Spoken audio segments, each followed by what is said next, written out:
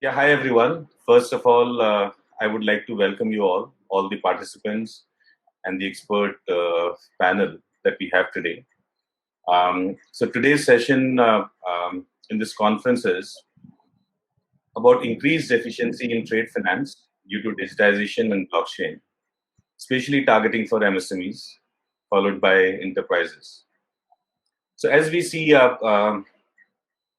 there's a lot of digitization that has been required in the trade finance domain. And as rightly said, a lot of fintech institutions, banks, and other financial institutions have taken a lot of efforts in increasing digitization in the trade finance space. And we are seeing the results. First of all, I would like to start with a round of introduction. All of experts can introduce themselves.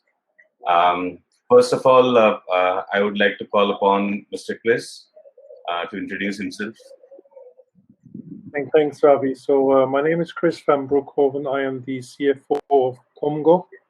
So Comgo is one of the digital platforms that is live and is set out to digitize the world of trade finance globally, starting with commodity finance and then expanding gradually. Thank you, Ravi. Yeah, now I would like to call upon Mr. Manuel Fernandez. Hi, Ravi. My name is Manuel Fernandes. I'm the Trade Finance and Working Capital Manager at Banco Sabadell branch of Portugal. Banco Sabadell is one of the biggest trade finance banks in the world, and we have a long history in supporting our clients in the hard commodities and soft commodities trades.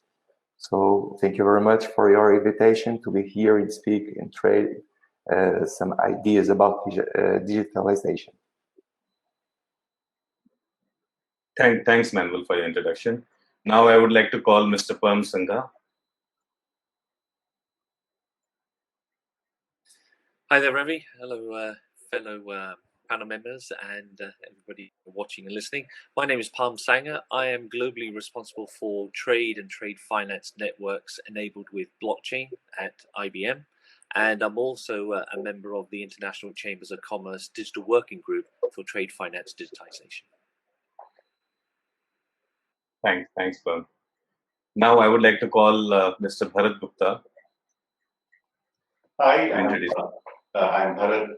I'm a regional head for trade and structured finance in Olam International, based out of Singapore.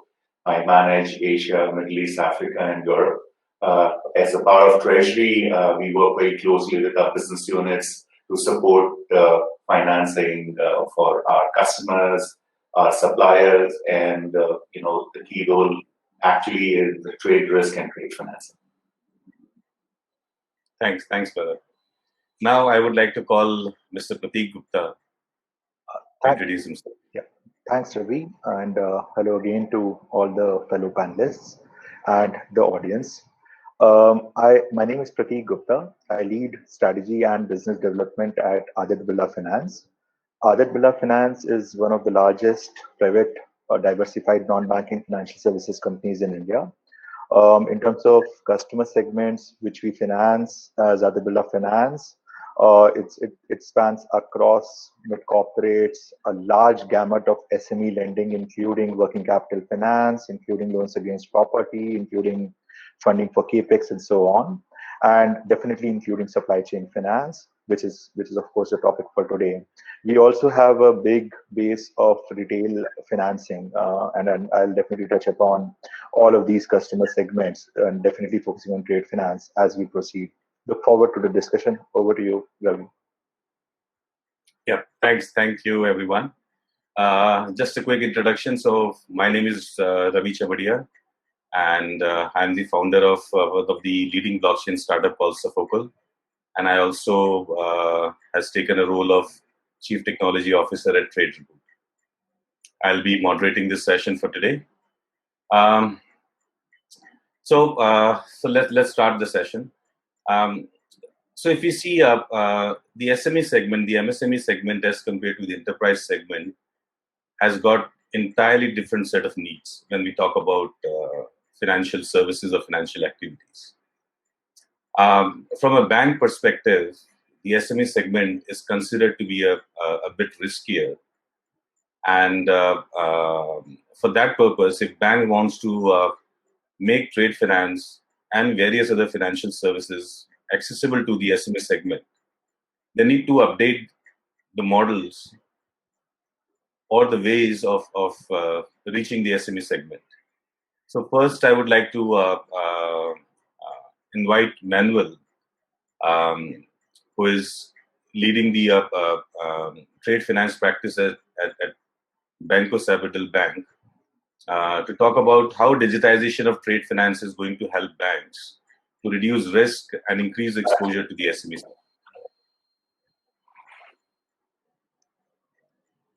Thank you, Ravi. It's not an easy answer. It's not. There is no easy answer to your question. I will answer in the point of view of the bank, not of the customers. The digitalization will bring to the banks a clarity of the process, reducing the costs and reducing the heavy structure that the bank has to process all the trade finance products. I truly believe that we are facing a transformation, and the banks have started to see that the fintechs are bringing some innovations in the technology point of view.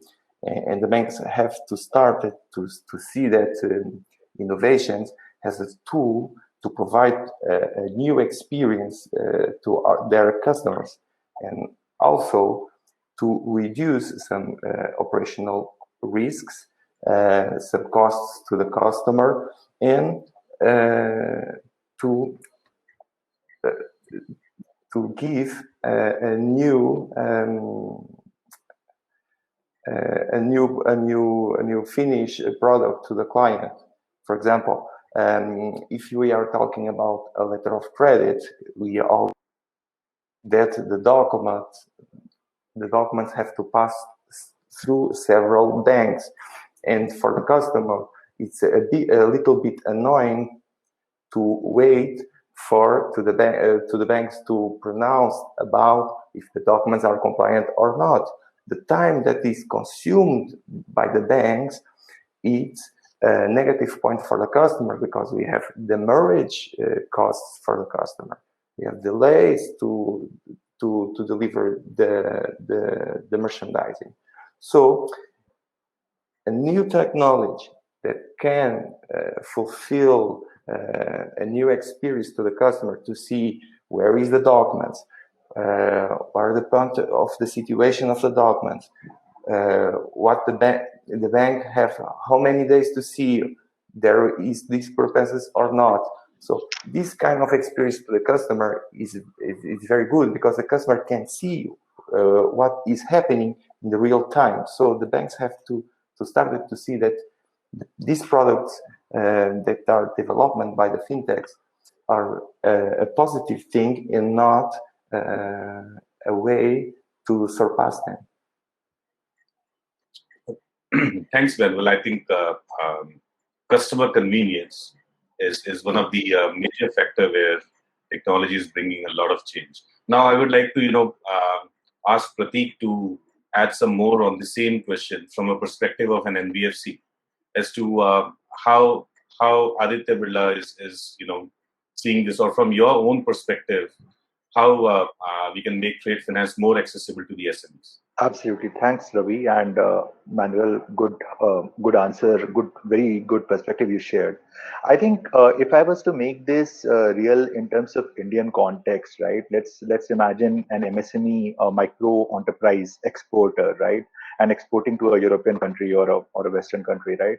Now there is one set of entities which is the financing entities, right? So there will be a bank associated with the MSME in India. So since this is an exporting MSME, let's call it MSME exporting bank.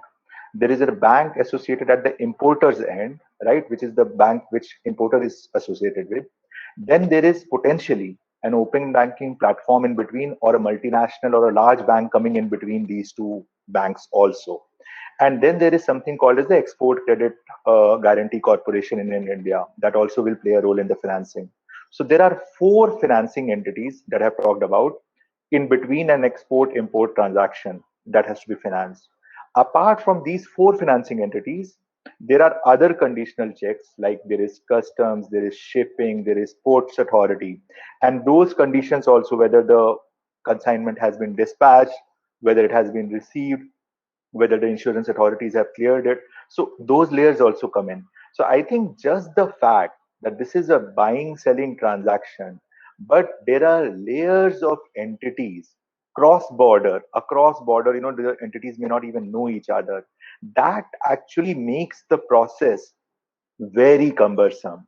And alluding to the point that Manuel makes, also results in so much customer dissatisfaction. It's time consuming. Additionally, it also, any information asymmetry that these layers introduce, they also keep increasing the cost of funding for the MSME. Because if the other party, the trust is not established, the transactions are not fully clear, every bit of uncertainty also increases the cost of discounting the bill, right? So that's what makes this process of international trade finance very cumbersome, time consuming, and a little more costlier than it should be. Two more points I'll add, which is on the supplier side and the importer side, right? The supplier, whether he has a genuine intent, the exporter from India, whether he has a genuine intent, whether he has a very strong track record of delivering goods time and again to international importers, that information is also not available in a standardized way, right? So while he may be having a strong track record over last 5 years of delivering orders on time and nothing spurious, right? Genuine orders. But if that track record is not available not available in a standardized way, in a traceable way with the bank, they will not be able to assess his credit worthiness in a good fashion. Same thing applies to the importer in this example, sitting in the Western country, let's say in any European. So this importer, how has been his track record in terms of making payments to international suppliers when he is receiving goods? Imagine that he has a very, very clean track record, right? But is that track record known very clearly to the Indian bank, right? Obviously, there is the letter of credit, but even those are not very well standardized, right? Cross border, everything becomes difficult. Those are the kind of challenges. I thought, starting off the session, it's important to lay out the challenges that occur in international trade finance transactions. We'll talk about solutions as we go ahead, Ravi, but we can move on. I mean, if this answers the question that you raised. No, absolutely, Pratik. I think thanks for your thoughts. Now I'll ask, so one of the things that we are seeing that, banks and enterprises have traditionally been early adopters of technology, whether it be trade finance, whether it be a fintech ecosystem as a whole. So I would like to ask Chris as to, how do you see digitization in trade finance benefiting all the different stakeholders from a bank's perspective? And while adopting the emerging technologies like blockchain and smart contracts, what kind of challenges that you see? Yeah, okay. So thanks for that, Ravi. My personal background is also banking. So I spent 20 years working for large banks, including Deutsche Bank and Citibank more recently, before moving into this digital platform. What is clear, actually, Manuel and Pratik said it very well at the beginning. There is a huge need to digitize, first of all, right? Trade finance, and second of all, it is a very complex thing to do because of the many stakeholders, etc. So what we've learned, what I've learned in my position in the last 2-3 years, really spending time on trying to find ways to digitize trade globally is you have to start. You cannot solve it all for everybody in one go. You have to choose the pain points that you want to solve first, and then build on those to scale up, right? As a solution, as a tech solution. And once you've got initial scale, it is a lot easier to convince people around you, institutions, whether it's banks or corporates or SMEs or enterprises, to follow with what you're going to do. If you can get lost very quickly if you want to solve all the pain points in one go for everybody. There's way too many players to get around the table. So typically, you start off with what starts with the proof of concept. So you've got you bring a few kind of like-minded counterparties, banks and corporates, or banks and their SME clients. You bring them around the table. You test something. You see if a pain point that they all agree on can be solved with the digital tool. I think we've gone past that stage now in the market. I think it's generally accepted that technology can solve pain points. So you move into the next phase, which is you've identified pain points. Now you've got to prioritize them. Which ones are you going to solve first?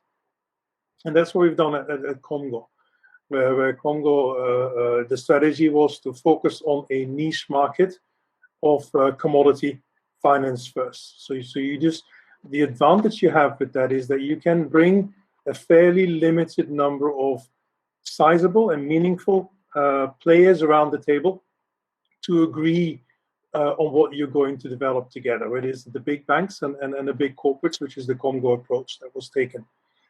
Once you've got an agreement on that one, you've developed your products, then you go out and you find your early movers, your early adopters. Obviously, your initial set of people you worked with are already the pioneers or the early stage, kind of, they're already committed to making this work, but you need to have more people. When you look at innovation, anything with innovation, you got this bell curve, and we're still at the very early stage of that bell curve for digitization. In the beginning, you need early movers to test things and to show the market that things work. The vast majority of the world falls into the category of followers, not early movers. And the followers are the ones who want to see somebody else do it first and see it work before they will make the next step. And that's the stage where we are right now. Early movers is very important. You need to commit resources. You need to give access for banks. You need to give access to some clients who will also fall into that category of being digital minded and wanting to be the first ones to make a first step, right? And then build from there. So that's the way we've approached it at the moment. Well, absolutely, I think very, very interesting view, Chris. So as we see digitization and especially the adoption piece, and it's true that sometimes the initiative is being taken within the banks and the enterprises, or the initiative is brought on by a third-party fintech, and then we see innovations happening on both the sides, depending on who takes the initiative first. But even if a fintech is bringing in the innovation, still a lot of initiative is required from the banks and enterprises so that actual adoption can take place in the market. Now, I would like to pass on the question to Bharat to talk about where do you see we see that a lot of blockchain innovation and other digital technologies have been being adopted in the trade finance space and supply chain track and trace space. So where do you see it? It's the third-party fintechs, or it's the incumbent banks and the enterprises who are bringing more innovation, or are taking the first move as far as digitization is concerned?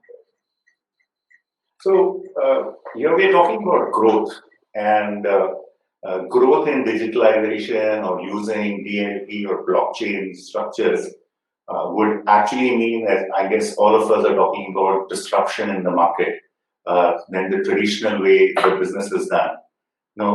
There are participants, there are mediums, platforms, there are enablers who would come together, create what we are trying to say, make transactions or trade very easy. important aspects there is, as Pradeep mentioned, Chris is also mentioning the same thing. Manuel also said that we need to build in security, reliability, ensure that there are confidentiality elements because trade is all about confidentiality and trying to know where are you buying from, where are you selling. You don't want that information to be shared with everybody, otherwise there is no trade happening. You're buying at a place where it is cheap and you're selling at a place where it is expensive. That is what international trade is all about. Then comes the most important part is acceptance from regulatory bodies. There are some countries which are far advanced. There are some countries which still prefer paper-based kind of documents, which creates a lot of problem. Now, take a very simple anecdotal example. The world population, as per some statistics, is around 7.8 billion. Some statistics say that last year, say end of 2019, we had around 2 billion people who have used e-retails, where the sales were almost $3.5 trillion versus the total merchandise trade, which some organizations have quoted as $18 trillion. Now, at the time of this COVID, you've seen huge surge in groceries. The recent sale in India, I'll take an example, where some of the e-commerce platforms have given a lot of discounts. They were talking about almost $6 to $8 billion of sale happening this season itself, which was unheard of, 5-6 years ago. That something like this can also happen in India. Now, it is important to understand that here, the participants who are, the small and medium enterprises or large organizations, they have come together on a platform which is acceptable by consumers. There is a system which they know. There is a confidence that if I buy something, sell something, so there is an ecosystem which has got created, and there is financing available, so whether you pay on EMIs, you swipe your card, you make payment through your bank, everything like this happens. And transportation. Here, the newspaper yesterday I was reading, it talked about goods being sent across to one corner in Gujarat to, Siliguri and Gir forest and all that kind of stuff. So where I'm landing is, for this system to work, the ecosystem to work, you need to have a lot of players who have to come together. Otherwise, this won't happen. We were talking about financing requirement. The trade finance gap was estimated to be around $1.5 trillion by Asian Development Bank last year. But because of COVID and huge fall in the international trade, the gap has widened, and now they're talking about almost $3.4 trillion of gap, which is there. And most of the players who are suffering are those MSME players, because they do not have access to financing. They do not have access to banks who can do that. Now, we need to also understand very simple stuff here. Blockchain, digitalization is typically done by large MNC banks, large players, as Chris was talking about. You have some large players coming together, large MNC banks coming together. They have money to spend. They put across an ecosystem, they put across systems, and they set up these kind of solutions. The problem is smaller banks don't have that capital. They are always lagging behind. And unfortunately, MSMEs are the players who actually bank with these smaller banks. So that is where a large gap comes in. Now, for participants to adopt digitalization or blockchain, it is very important to build internal capabilities, meet with the regulatory requirements, and also have somebody who would lead it, or some large player who would take the whole thing forward, so that they can meet with the expectations of all the people around it. We've heard about few transactions, pilot transactions which have happened. These are all pre-planned, closely tracked, monitored, and executed, technically creating a proof of concept. Has it just increased substantially? I have not seen large commodity players doing very large amount of transactions on using e-bill of lading or e-documents. There are a lot of players who've come up with solutions, on individual blocks, really excellent solutions. Unbelievable AI usage, DLT usage, large players or banks, and some smart ex-bankers who have started these, solutions. But the fact is that we need to have common standards and business rules to have this successful. Now, whoever can put all these together, they can be disruptors. So I can't say that some large players doing it or small players doing it.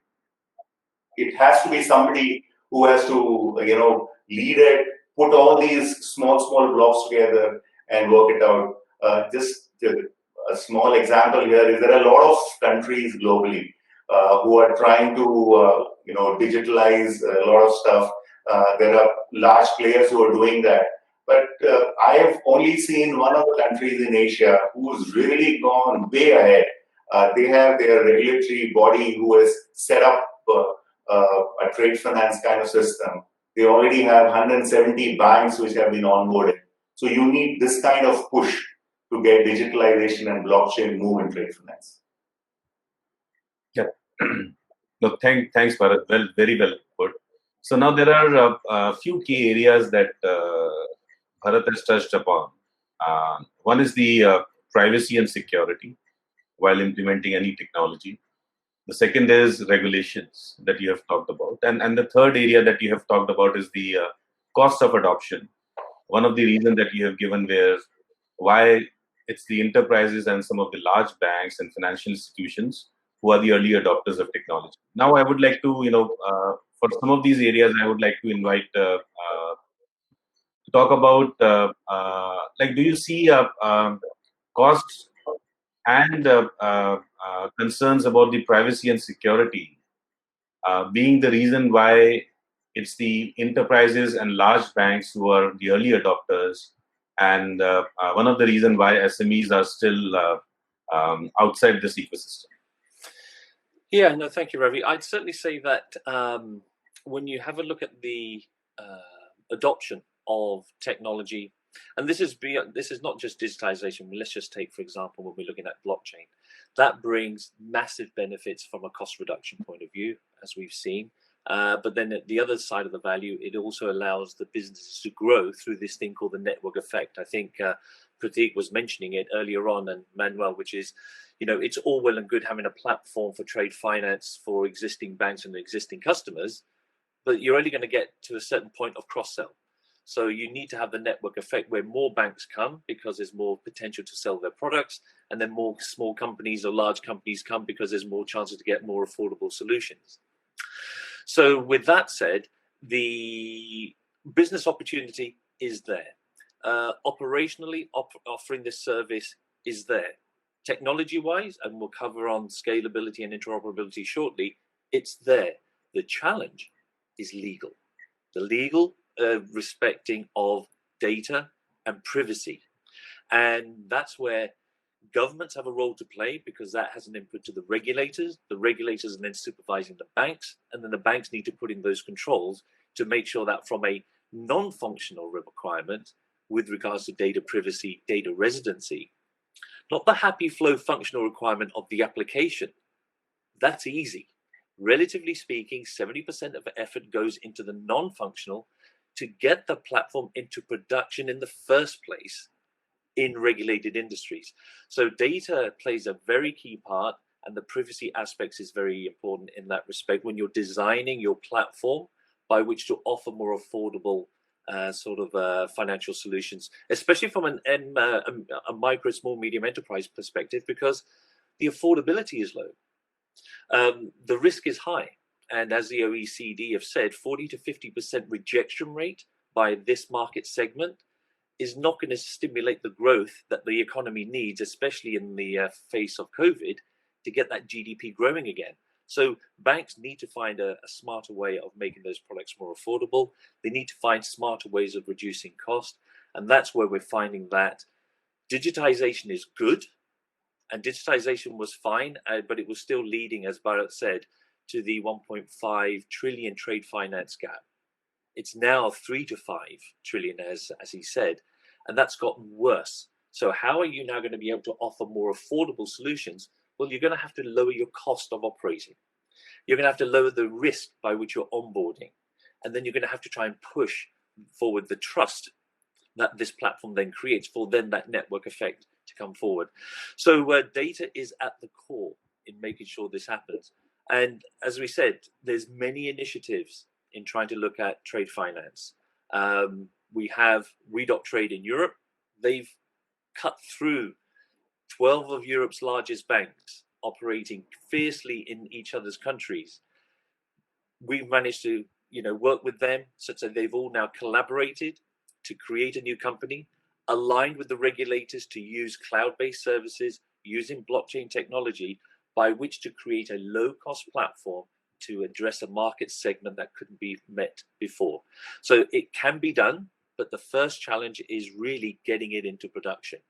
The second thing, and the other area of focus that we need to have a look at here, is access. And again, I think, Bharat, you mentioned it as well. It's all well and good having a platform, but if the MSMEs, which is, as the Americans term, the mom and pop shops of the market segment, it's massively paper-based. From our other engagements we see around the world in Indonesia, Thailand, Philippines, you still need that stamp on that paperwork and that thumbprint, depending upon the sophistication. So how will you get adoption? And that's where mobility comes in. The device, the penetration of the mobile phone is a consideration. But then what about the application? The application has to be very intuitive for the user.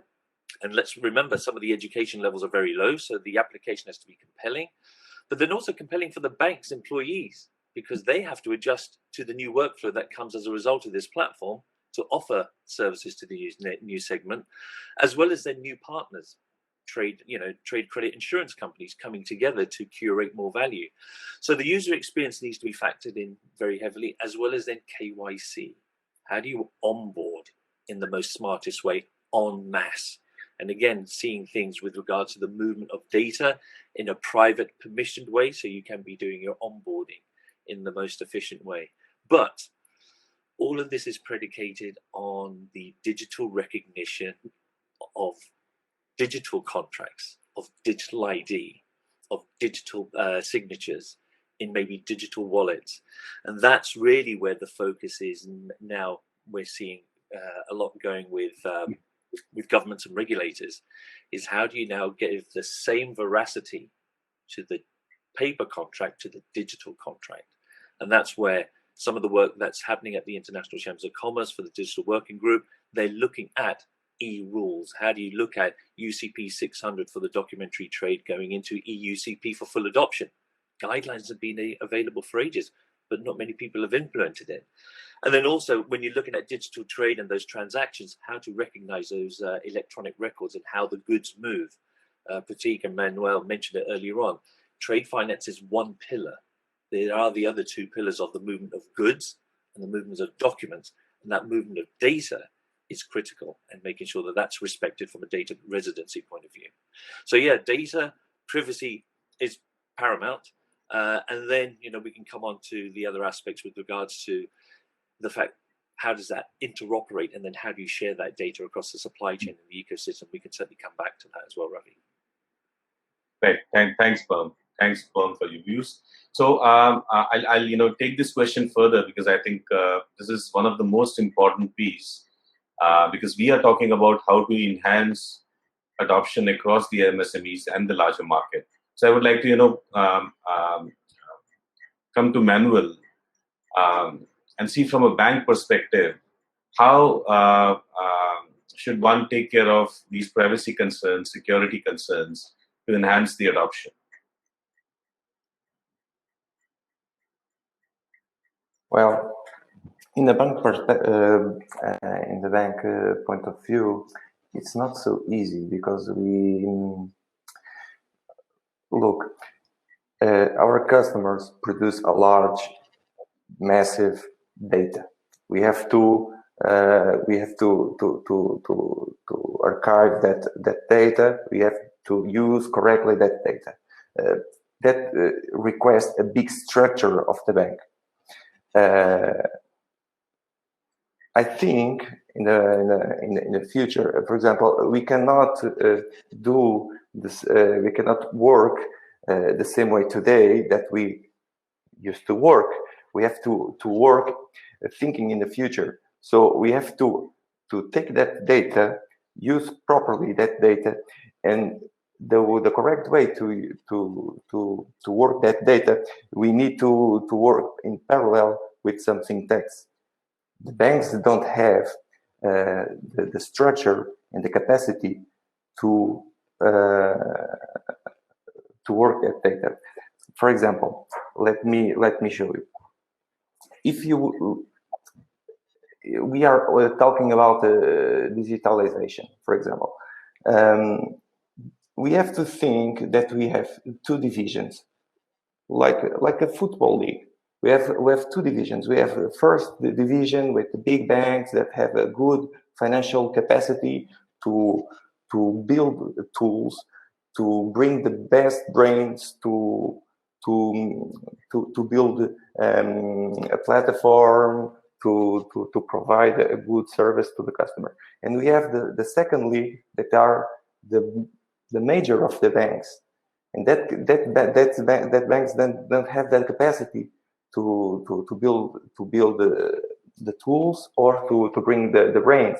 So what happened here? We have two speeds working now, and in that two speeds, the banks don't treat the same way the data and the products and the customers.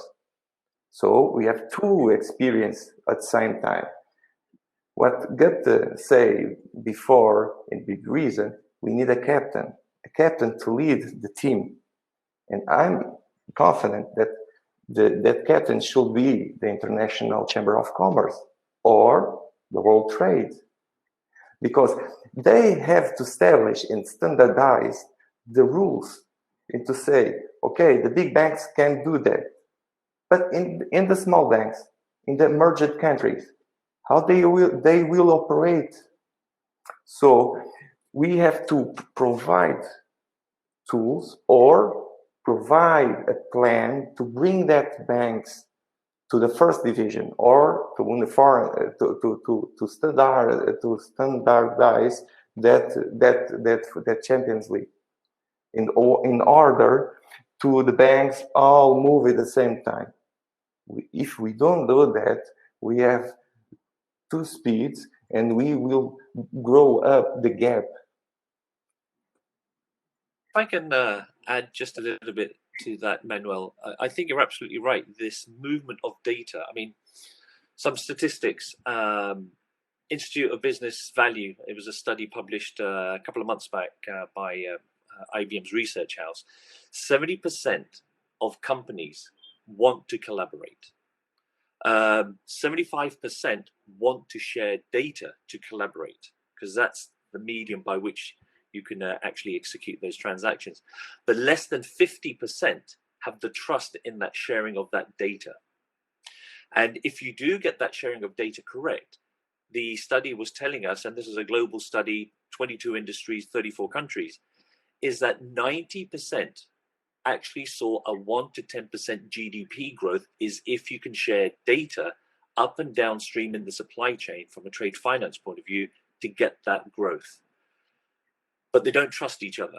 There's this notion of asymmetrical data. How do I know if I'm going to connect to Manuel and Manuel's connecting to me and we're connecting with Chris and Pratik and we all share data and it's equitable and we're all getting value, but there is still this bugging, thought in somebody's mind which says, but how do I know Pratik is not making more money than I am, even though I'm making money? And how do you overcome that to create a natural incentive for people to come together when the platforms are working? And Manuel, we are hearing from industry participants that organizations are now expecting more leadership from governments, first of all, with regards to the controls by which to offer a secure service respecting data and privacy, but where is there a neutral venue that people can go to and openly collaborate to get this GDP growth that's potentially there through the sharing of data? And that's where people are looking at, institutions like the ICC, which is trusted, it's got 46 million members. Why don't you go further than just issue guidelines? And they're good guidelines. Or WTO, why don't you do a little bit more? Or the trade facilitation agreement from the WTO, can that go further to find greater guide rails for adoption, to collaborate, to then compete again, which you have to do. So you're absolutely right. People are looking for that movement to come forward for everybody. Yep. So just a follow-up question on this. So what do you think how technology, especially if we talk about blockchain technology, so just a primer to this question. So the way I see it is, blockchain technology is one of the technology which is actually targeting the sharing of data, make it more secure, much more private. Because one, using cryptographic credentials and a granular level traceability of data, blockchain can be the infrastructure of tomorrow, where all the data movements, data storage, etc., can be done in a much more secured and privacy way or compliant way as compared to the traditional technologies. So, how do you think blockchain is on the ground actually disrupting this concern?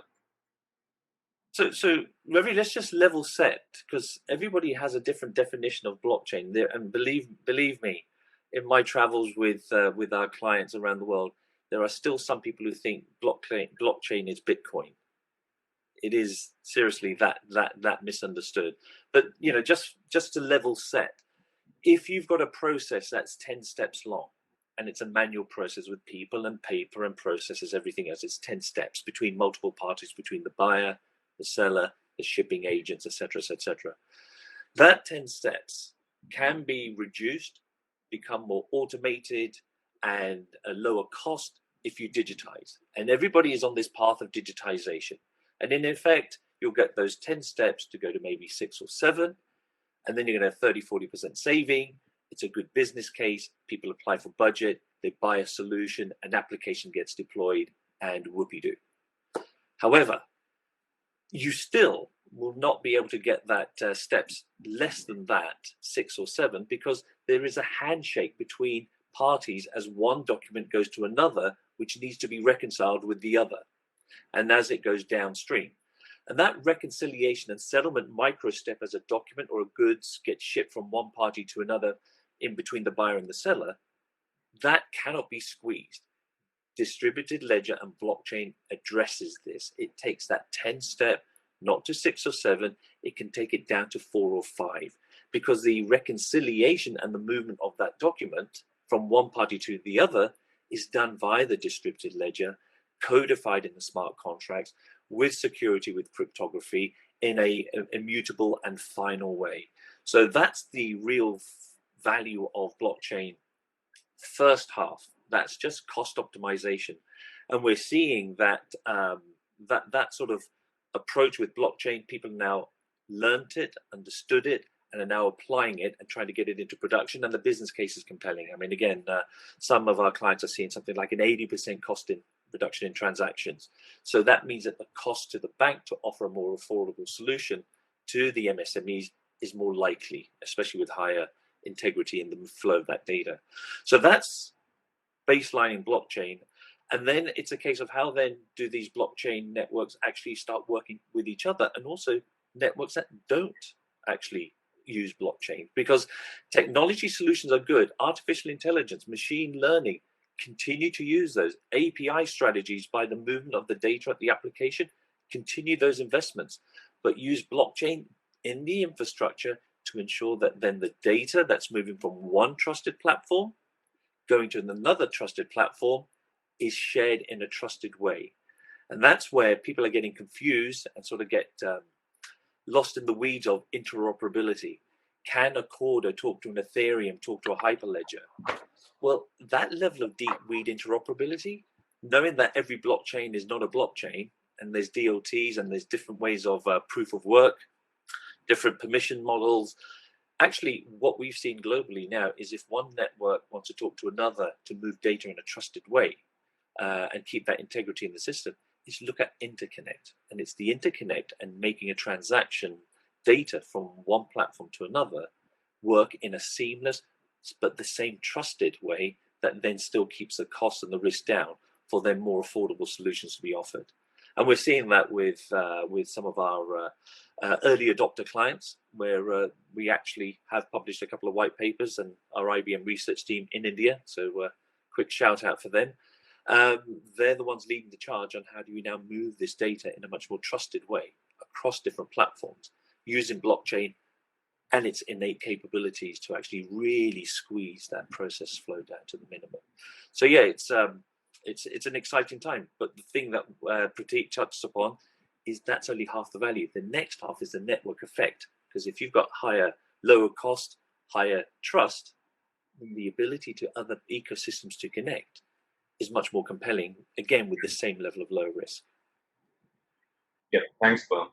So, question to Prateek. Just NBFCs, if you don't mind, just to complete part, because we can establish analogy to a product that don't have many success. That was BPO, because if you remember, BPO failed because not the product was bad, because the people didn't understand how the data was transferred, how they communicate, and they didn't work. They didn't figure out how they treat the assumption of the risk, the payment, and how the data was treated. So at that time, 5 years ago, we were not open to BPO. But now, because the COVID pandemic, the banks are starting to see that BPO was a good solution. Maybe we have to model the BPO to the new times with a new concept. But for example, the electronic rules that ICC is trying to establish, for me, in my opinion, and Parm, please correct me, are the new BPO, trying that the banks look to the digitalization not like a monster, but has a good solution to provide to the customers. Thank you. Thanks, Manuel. So now coming to Prateek. So Prateek, NBFCs, we have seen that NBFCs have been much more agile as far as adoption of technology.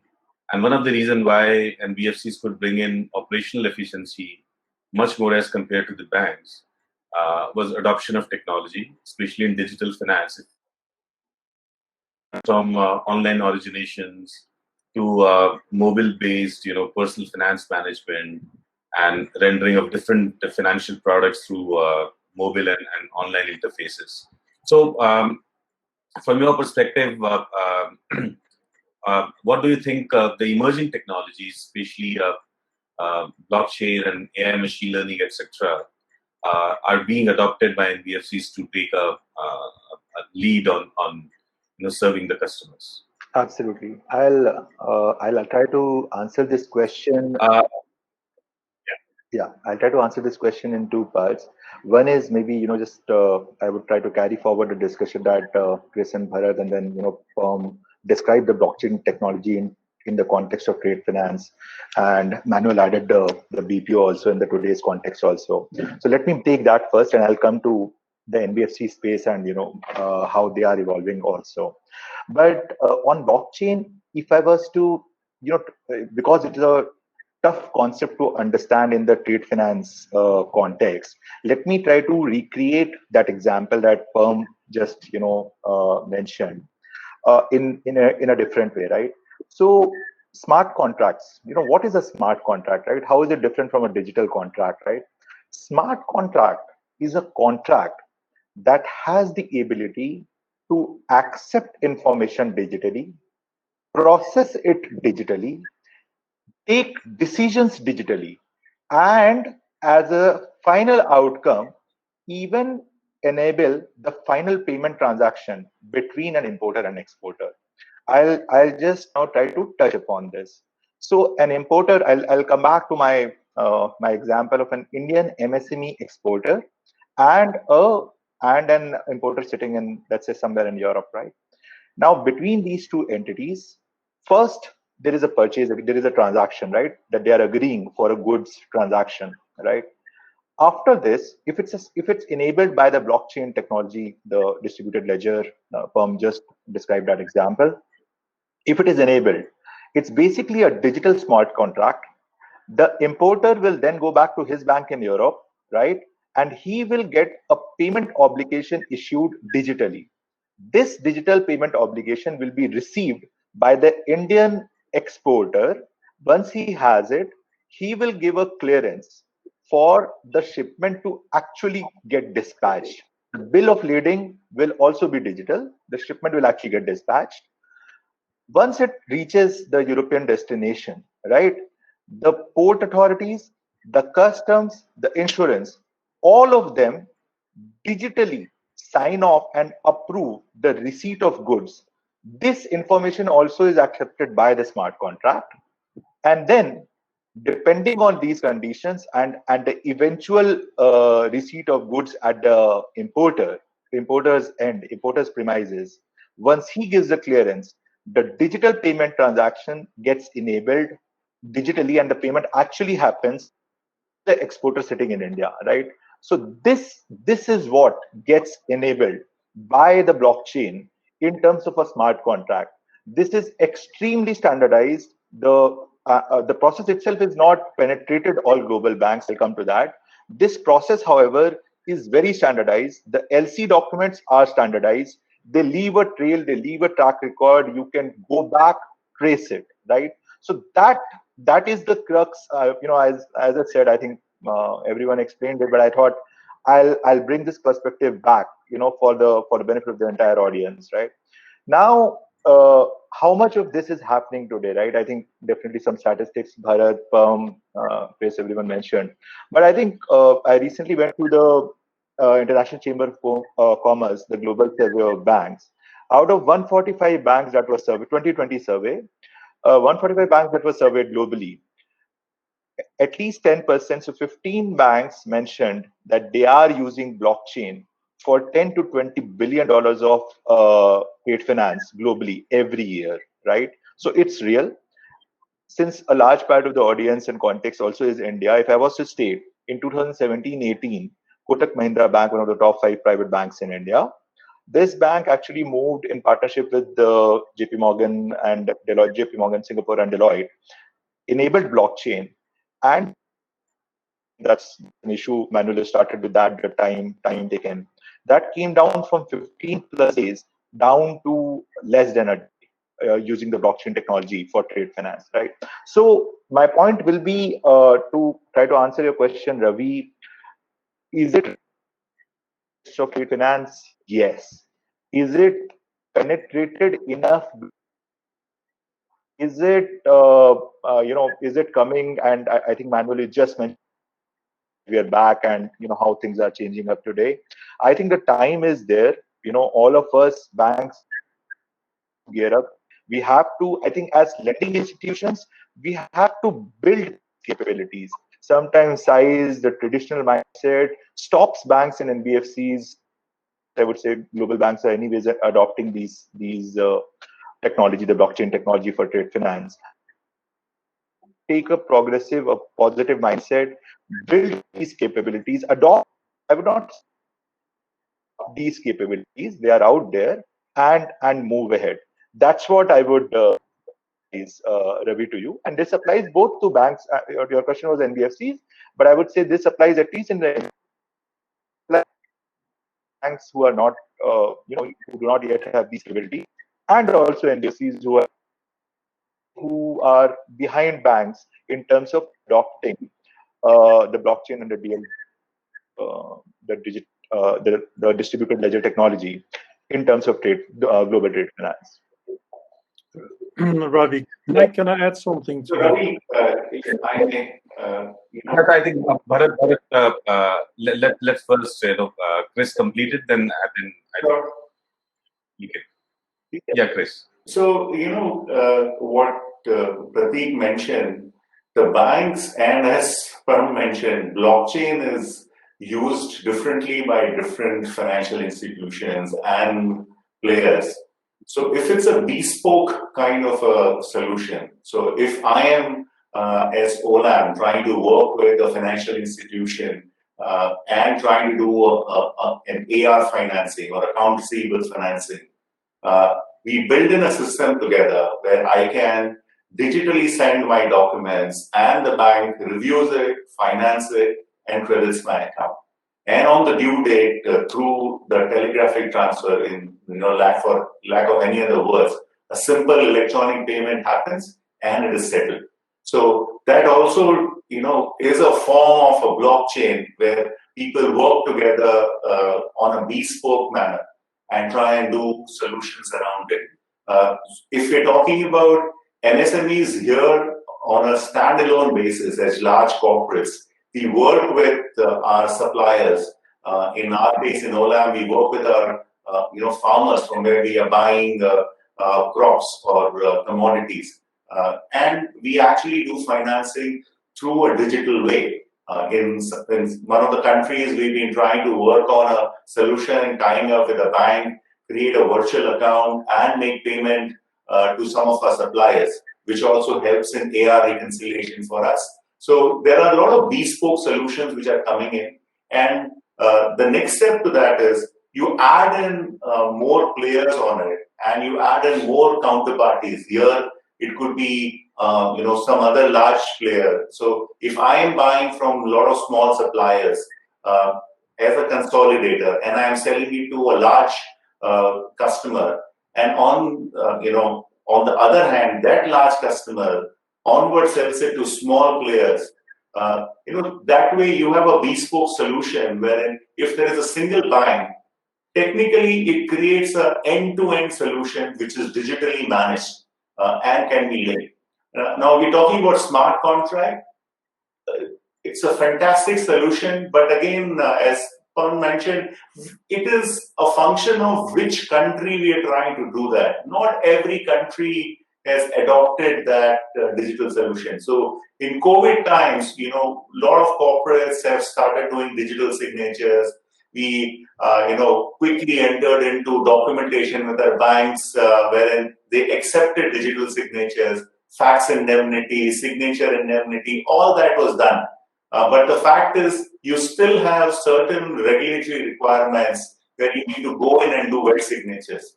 So we have a lockdown situation in our country, in our cities, but you would have somebody who would carry an envelope with a piece of paper, you sign on it, and you send it back. So, these things are a fantastic solution. That's the future. That's how things are going to go in. A case in point, as I was talking about B2C solution, when in e-commerce kind of a thing.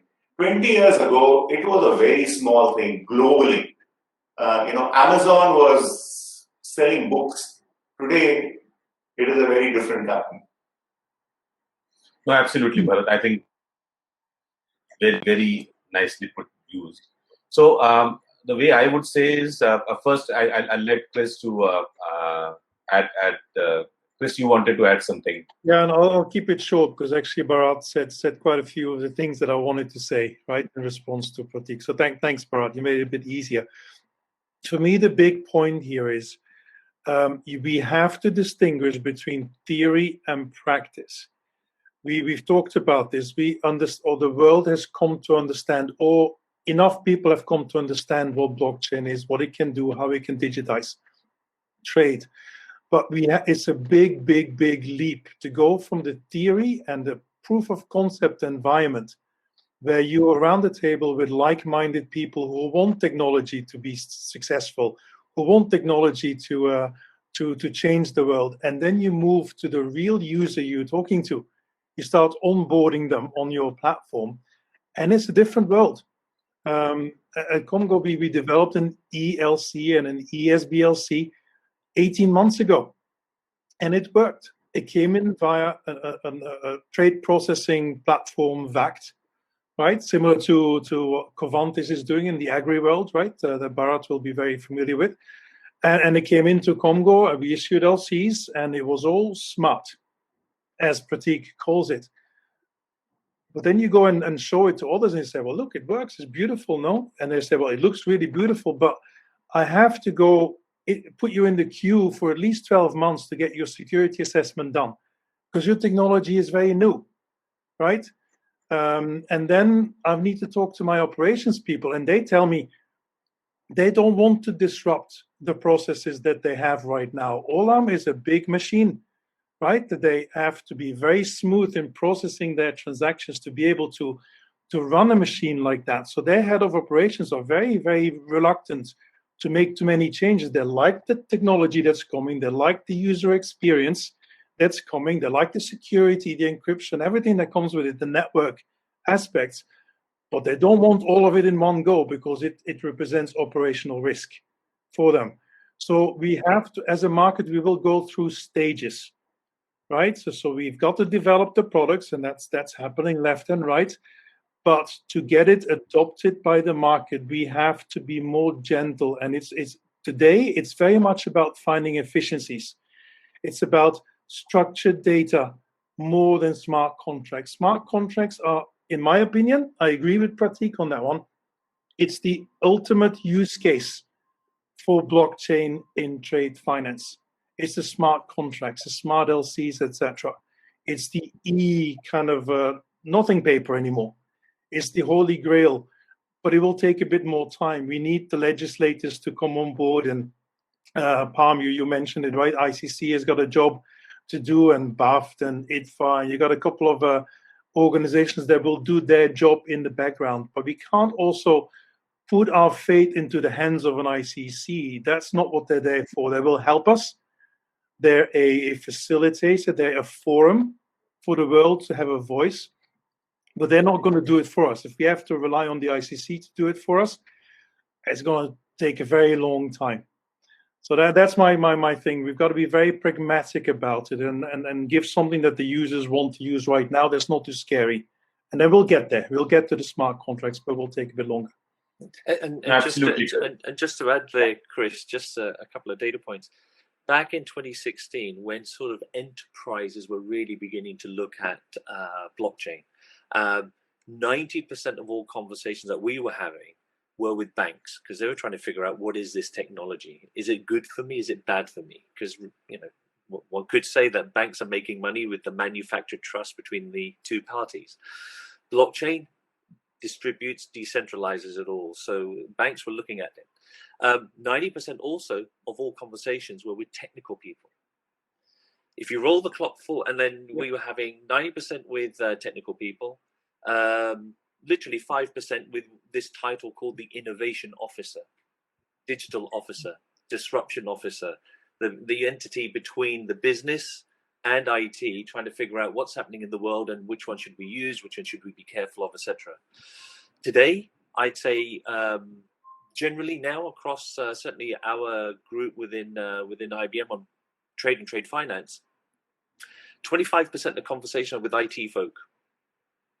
The 25% is sort of still with the innovation people, but 50% is with the business, who quite frankly don't care about the technology. Blockchain doesn't even come up in conversation anymore. It's all about the outcome.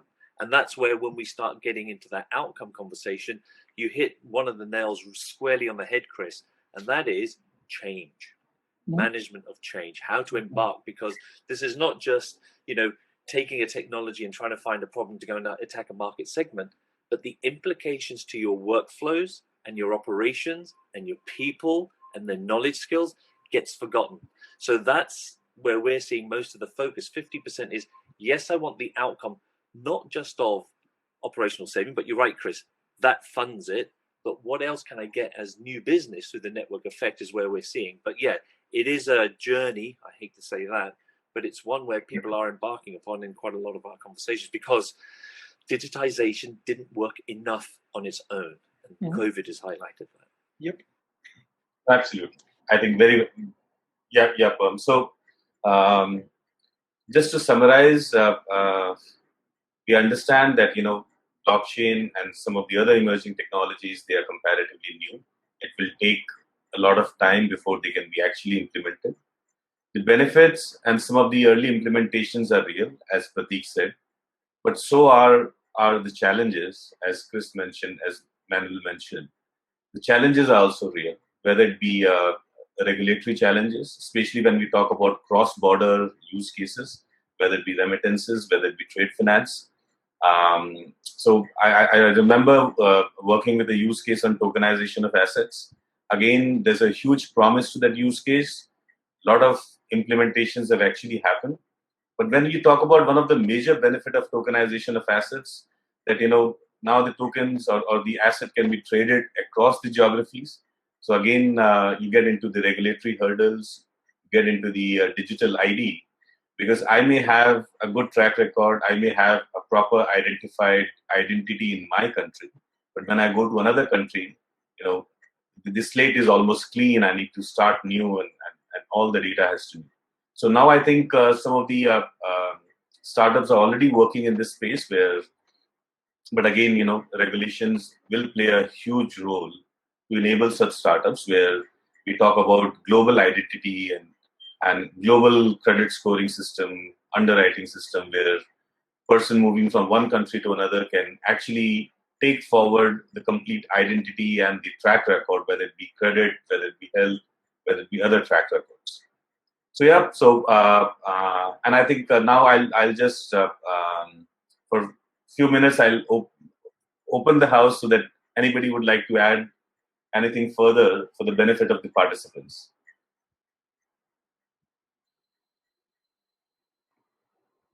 Should I go first? Sure.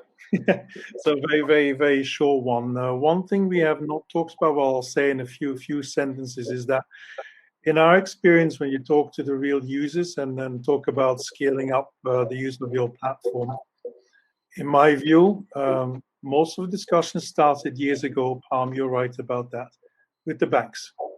Okay, but it's not the banks who are going to do it. Trust me, it's the corporates. The corporates will drive digitization. They will set the agenda, and the banks will be the followers, not the leaders in this journey, in my view. So let me go next as a corporate. Corporates come in when the cost is low. The cost can become low only if corporates come in. So it's not a question of who goes first, and not getting into security or volume related stuff. But as the volume grows on the platform, you will actually see it creating a disruption, which is all what we're talking about, and it's just a matter of time. You have so many players who do it. There will be consolidation, which is going to happen even in this space. Probably Palm is going to do some M&A, buy out some smaller players in the blockchain world. They are the guys who have a lot of money. Manuel will probably be one of the banks who will say, okay, he'll also do some seed financing and adopt the technology. So to be clear, right, what I said is not the banks or the corporates who've got to do it. They have to collaborate very closely to not underestimate the power that the corporates have to actually bring the ecosystem together. Sure. I think, and I think technology is a competitive advantage in the short run. Later on, of course, it becomes a leveler for all the competitors in a specific industry. Yeah. But I think in the short advantage is one of you can say impetus for banks and corporates to adopt technology. Yeah. Ravi, if I might go next, I would want to add to what Chris and Bharat just and I think it's a very interesting point of view, Chris, that you shared first, which is about between banks, global banks, and potentially the corporates. I think both have to collaborate, for this blockchain digitization to become real in trade finance. If I was to share an example, I think this is for Toyota. A large corporate like Toyota having plants globally, right? Plants where assembly of cars are happening, and having supply chain 3-tier suppliers networks, right? So they would have for every automotive plant in different countries, localized suppliers also, right? To be able to continuously do the trade finance, be able to make the payments in a regular way globally, they have to actually partner with a large bank, with a very large corporate having a very large supply chain book, right? And a very large global bank having the right intent to digitize it across the globe. That partnership, as an example, I'm sharing, that partnership as an example has the potential to get this vision of getting blockchain and digitization real in a much bigger way, opposed to just a bank trying with multiple of its smaller customers, or maybe many multiple mid or small customers trying to adopt the technology. Standalone, I think it'll be very difficult, right? So I think I shared this example just to I would say corroborate or support the point of view that you shared, and of course Bharat, you added onto that. Finish my opinion. We have to accept we are living a transformation. The banks cannot control anymore the process. With the paper, the banks control the process, raise some discrepancies that they are not discrepancies, but they assume. And we have, for example, in the doc decks, decisions in the ad hoc courts, some discrepancies that are in conflict. That it's quite amazing how a bank can raise the discrepancies only to not pay a confirmed letter of credit. So the banks have to accept that they cannot control anymore the process. They have to accept that there are another players like corporates that need that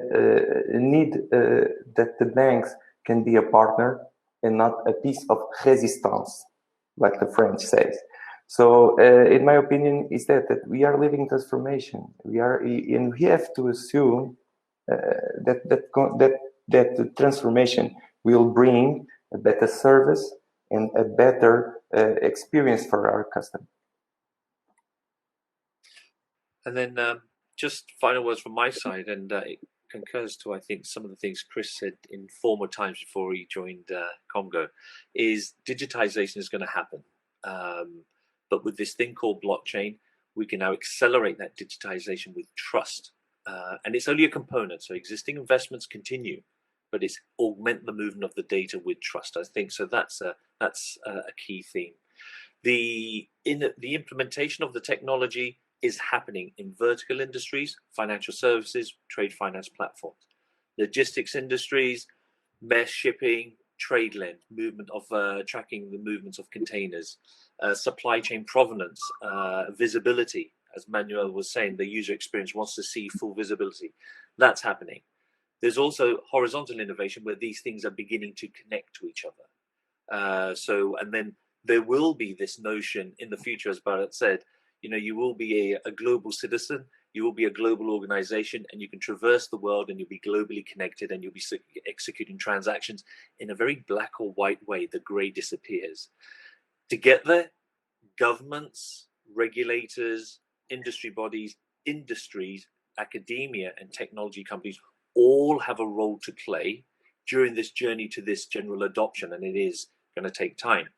But I genuinely see that no matter which way it goes, financial services institutions can be that center of gravity for that change, because the institutions will need working capital, and banks are regulated, and you're the oil. Now that sort of greases the wheels of change here. So I think there's a great opportunity for banks to have that center of gravity to this change. To your point, though, Chris, in response to customer demand, in response to supply chain visibility. So I think it's going to be an interesting dynamic, but certainly more global guidance and guide rails need to be in place. Thanks, Pam.